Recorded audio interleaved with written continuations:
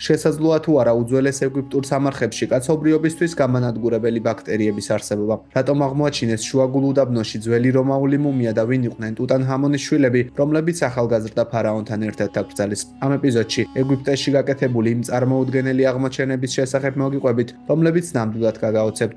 უკანასკნელი 15 წლის განმავლობაში ეგვიპტის ქალაქ ლუქსორში გათხრები აქტიურად მიმდინარეობდა. არქეოლოგებმა ქალაქში რამდენიმე საინტერესო მუმია აღმოაჩინეს. გვამები იმდენად სწრაფად იყო დამარხული, რომ დაკრძალვის დროს აუცილებელი რიტუალების ნახევარიც კი არ შეესრულებინათ. მეცნიერები ფიქრობენ, რომ ასეთი სისწრაფის მიზეზი ჭირი იყო. რატომღაც ადამიანთა უმეტესობა მიიჩნევს, რომ ჭირის ეპიდემია მხოლოდ შუა საუკუნეებში მძვინვარებდა, მაგრამ რეალურად ამ დაავადებამ უძველეს სამყაროსაც დიდი ზიანი მიაყენა. ანტიკური ისტორიის ერთ-ერთი ყველაზე საშინელი ეპიდემია კიპრიანეს ჭირი გახდა. ეს დაავადება რომის იმპერიის ტერიტორიაზე ჩვენს წელთაღრიცხვამდე მესამე საუკუნეში გავრცელდა. მისი სახელი წმინდა კიპრიანე კართაგენელს უკავშირდება, რომელმაც საკუთარ წიგნში ეს დაავადება ყველაზე დეტალურად პირველმა აღწერა, მაგრამ შესაძლოა თუ არა ამომაკვდინებელი ბაქტერიის აღმოჩენა რომელიმე ძველ სამარხში. მეცნიერებს ამ კითხვაზე ზუსტი პასუხი არ აქვთ.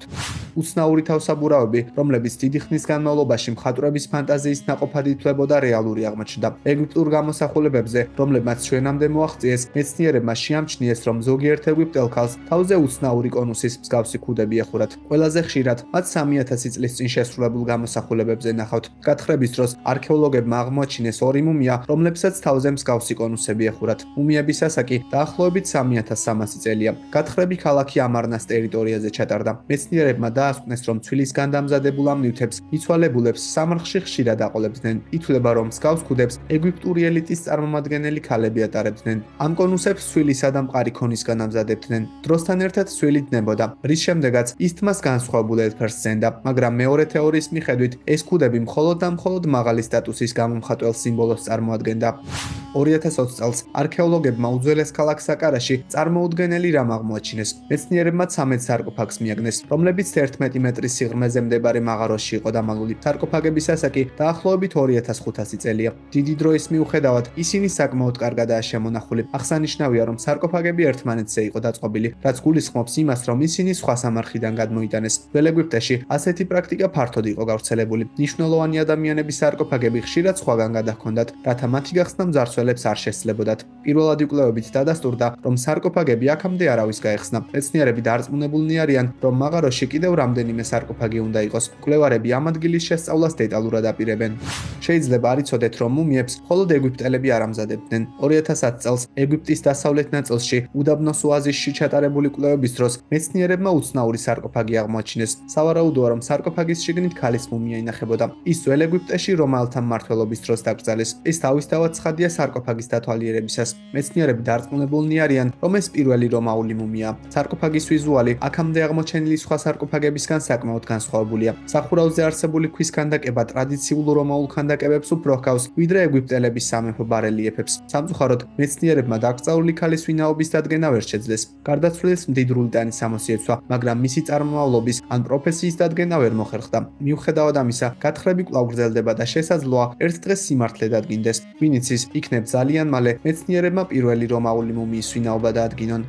მეცნიერთა დიდი ნაწილი ფიქრობს, რომ ძველი ეგვიპტელები ჩვენს პლანეტაზე ერთ-ერთი პირველი განვითარებული ცივილიზაციის წარმომადგენლები იყვნენ, თუმცა ადამიანები ნილოსის ხეობაში პირამიდების მშენებლების მოსვლამდე დიდი ხნით ადრე ცხოვრობდნენ. საინტერესოა, თუ ვინ იყვნენ ფარაონების წინამორბედნი. ეგვიპტელი და ფრანგი არქეოლოგების ჯგუფმა ამ კითხვაზე პასუხის გასაცემად ნილოსის ხეობაში ფართომასშტაბიანი გათხრები ჩაატარა. კაიროს ჩრდილოეთით მათ რამდენიმე სოფელი აღმოაჩინეს, რომელიც ნეოლითის პერიოდით თარიღდება და შესაბამისად მათი ასაკი 7000 წელზე მეტი უნდა იყოს. ეს უნიკალური აღმოჩენები ნილოსის დელტის ჭაობიან ტერიტორიაზე მუდმივი დასახლებების არსებობაზე მიუთითებს, რომლებიც ძველი წელთაღრიცხვით მე-5000 წლეულით თარიღდება. გამოდის, რომ ამ ადგილას ადამიანები გიზაში პირამიდების აგებამდე 2500 წლით ადრე ცხოვრობდნენ. გათხრების ადგილას თიხის ნაკეთობების ფრაგმენტები და ქვის იარაღები აღმოაჩინეს. მკვლევარები ფიქრობენ, რომ მალე მათ სარწყავი სისტემების შესახებ მკაფიო წარმოდგენა შეექმნებათ. ნილოსის წყალს ძველი ეგვიპტელები ხელოვნური არხების საშუალებით მოსავლის მოსარწყავად ათასობით წლის განმავლობაში იყენებდნენ, მაგრამ მეცნიერები ვარაუდობენ, რომ ეგვიპტელების მოსვლამდე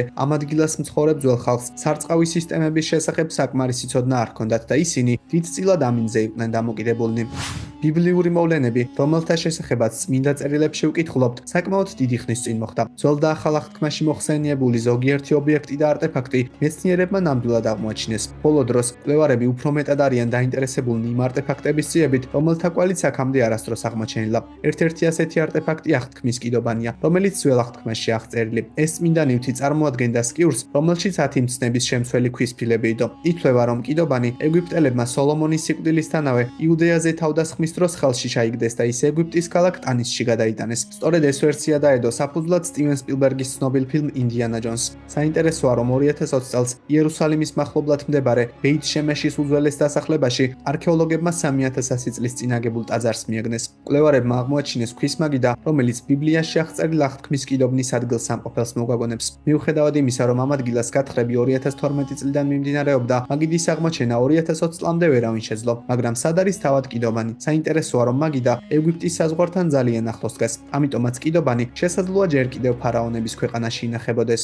პირველი მყვირალა მუმიები ეგვიპტეში ჯერ კიდევ მე-19 საუკუნეში აღმოაჩინეს. 1880-იან წლებში არქეოლოგებმა ლუქსორის მახლობლად დეილ-ელ-ბაჰარის სამეფო ნეკროპოლისში აღმოაჩინეს რამდენიმე მუმია, რომლებიც დიდი ხნის განმავლობაში შეუმჩნევლნი რჩებოდნენ, მაგრამ მეცნიერების განსაკუთრებული ინტერესი ორმა მყვირალა მუმიამ გამოიწვია. ერთი ქალს, ხოლო მეორე მამაკაცს ეკუთვნოდა. დიდი ხნის განმავლობაში შეუძლებელი იყო იმის დადგენა, თუ რატომ ჰქონდათ მათ ასეთი საშინელი გარეგნობა. მოგვიანებით ასეთი მუმიები მე-20 და 21 საუკუნეებში აღმოაჩინეს. მიუხედავად ამისა, საიდუმლო კვლავ ამოუხსნელი რჩებოდა, მაგრამ თანამედროვე ტექნოლოგიებმა მეცნიერებს მეტი ინფორმაციის მიღების საშუალება მისცა. 2018 წელს კომპიუტერულმა ტომოგრაფიამ აჩვენა, რომ მამაკაცის მუმია სამეფო ოჯახის წარმომადგენელს რამზეს მესამეს შვილს პრინც პენტჰაუროს ეკუთვნოდა.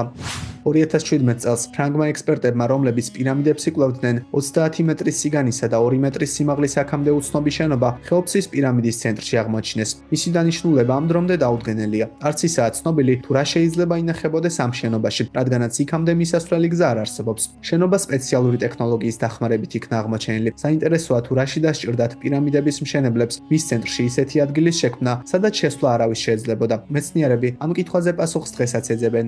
მრავალი წლის განმავლობაში ცნობილი ფარაონის ტუტანჰამონის სამარხში მუმიებად დამარხული ორი ჩვილის აღმოჩენა საშინელ საიდუმლოდ რჩებოდა. მეცნიერები დიდი ხნის განმავლობაში ფიქრობდნენ, ტუტანჰამონის სამარხში აღმოჩენილი ჩვილები მმართველის ნაადრევად გარდაცვლილი შვილები იყვნენ, თუ ისინი უმანკოების მსხვერპლშეწირვის იმ სიმბოლოებს წარმოადგენდნენ, რომლებიც ფარაონს სიკვდილის შემდეგ ცხოვრებაში თან უნდა გაჰყოლოდნენ. თუმცა ბოლოდროინდელმა მკვლევებმა რამდენიმე კითხვას ნათელი მოჰფინა. 2008 წელს ჩატარებულმა დნმ-ის ტესტმა აჩვენა, რომ ბავშვები ტყუპები იყვნენ და მათ ფარაონთან ნათესაური კავშირი უნდა ჰქონოდათ. კომპიუტერული ტომოგრაფიისა და დნმ-ის ტესტის შედეგები ბოლომდე მკაფიო არ არის, რადგანაც ბავშვების გენეტიკურ მატერიალში განსხვავებები შეინიშნება. ექსპერტთა ნაწილი თვლის, რომ ისინი ნამდვილად ტუტანჰამონის შვილები არიან, მაგრამ სხვები ამ მოსაზრებას ეჭვქვეშ აყენებენ.